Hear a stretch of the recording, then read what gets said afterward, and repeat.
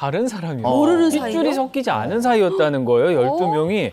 일단 내부 구성원이 부부가 3쌍, 아이가 6명이었습니다. A씨가 월세를 내준 집에는 방이 6개였는데 부부가 한 방씩 쓰고요. 큰 집이구나. 아이들이 둘씩 짝을 지어서 쉐어하우스처럼 3개 방을 나눠 쓰고 있었습니다. 놀랍게도 아이 말에 따르면 이 모든 건 학군 때문에 이런 거예요. 학군이요? 네, 학군. A씨의 집이 강남에 있었어요. 부모가 아이들을 강남에 있는 명문 학교에 보내고 싶어서 이런 인터넷에서 같이 살 가족을 구했고요. 그렇게 만난 세 가족이 기묘하게 학군 동거를 하면서 이렇게 지내고 있었던 겁니다. 아, 월세도 나눠내고. 네, 월세도 나눠내고요. 근데 애들 학교 때문에 그렇게 살고 있었다니까 진짜 황당하네요.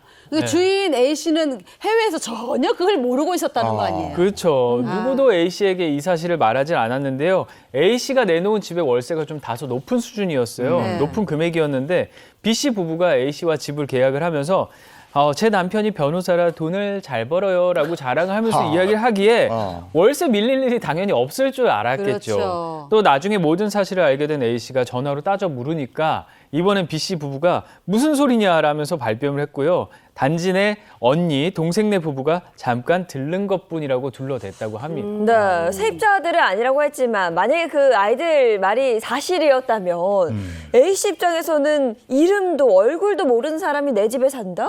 이거는 싫을 것 같거든요. 계약하고 싶지 않았을 것 같아요. 그럼요. 아까 저기 세입자 그랬잖아요. 저희 남편이 변호사라 돈 많이 벌어. 인철 변호사님 혹시? 변호사는 많이 아닙니다.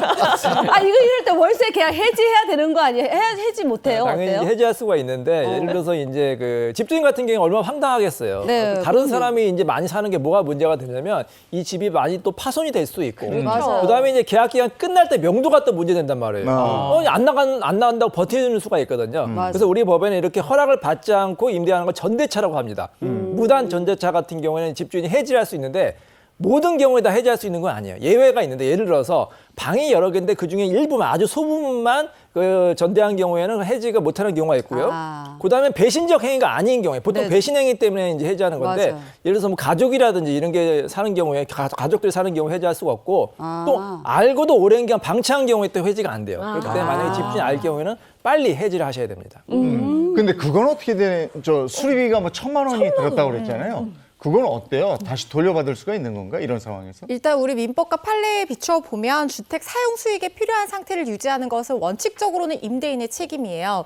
네, 통상 이제 소규모 살다가 이렇게 고장나는 그런 경우에는 임차인이 부담을 하게 되고 대규모의 수선 같은 경우에는 임대인이 부담을 하게 되고요.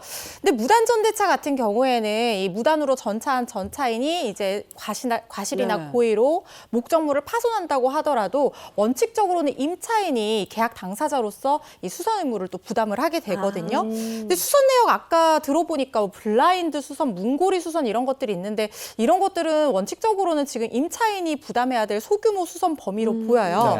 그래서 임대인이 임대차 계약을 해지를 하면서 만약에 원상복구에 필요한 어떤 추가 비용이 있다고 하면 그 비용에 더해서 이런 소규모 수선, 원래 임차인의 부담이었던 이 수선 범위 부분을 내역을 수리비를 공제를 하고 보증금을 돌려주는 게 가능할 걸로 보이고요. 만약에 수선 어떤 범위에 이견이나 다툼이 있다고 하면 결국에는 뭐 임대차 분쟁 조정이나 뭐 소송으로 가게 될 것으로 보이는데 만약에 소송으로 가게 된다고 하면 이 수선비 같은 원상 복구 비용에 더해서 무단 전대차, 불법 전대차 했잖아요. 거기에 따른 위자료까지도 우리 판례상 청구할 수 있을 것으로 보입니다. 이 세 가족의 황당한 이 동거가 강남 학군 보내려고 일어난 거잖아요. 네. 이거 엄밀히 따지면 위장 전입 이런 거 아닙니까? 그렇죠. 근데 우리가 많이 듣잖아요. 언제? 청문회 때. 방걸매냐 아닙니까? 맞아요. 고위공직자 필수 코스 같은데 이게 다 불법이라고 볼 수가 있는데 이렇게 위장 전입하는 이유가 이제 학군 때문에 그런 경우도 있고 네. 또 언제가 이런 경우가 있냐면 아파트 그 부정 청약할 때도 이제 한다고 합니다. 근데 이런 위장 전입이 왜 문제가 되냐면 특히 변호사들 같은 경우에 소송할 때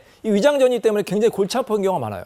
왜냐하면 그 사람이 거기 살고 있다고 이제 주민등록에 딱 나와서 소송하는데 그 사람이 안 살아요. 그러면 이제 송달이 안 되거든요.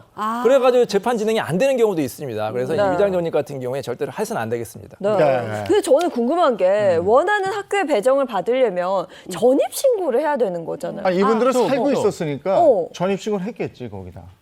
그런 거. 그게 가능한지. 왜냐면 한 주택에 네. 3세대 신고를 맞아요. 하는 거잖아요. 이게 가능한지. 똑같아, 그쵸?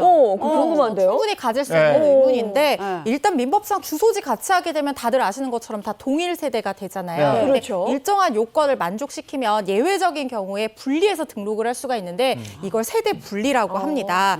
그런데 공동주택 거주한다고 해서 다 분리 등록할 수 있는 건 아니고요. 말씀드린 것처럼 요건이 있어야 되는데 독립된 생활 공간과 독립된 생계가 일단 유지가 돼야 돼요.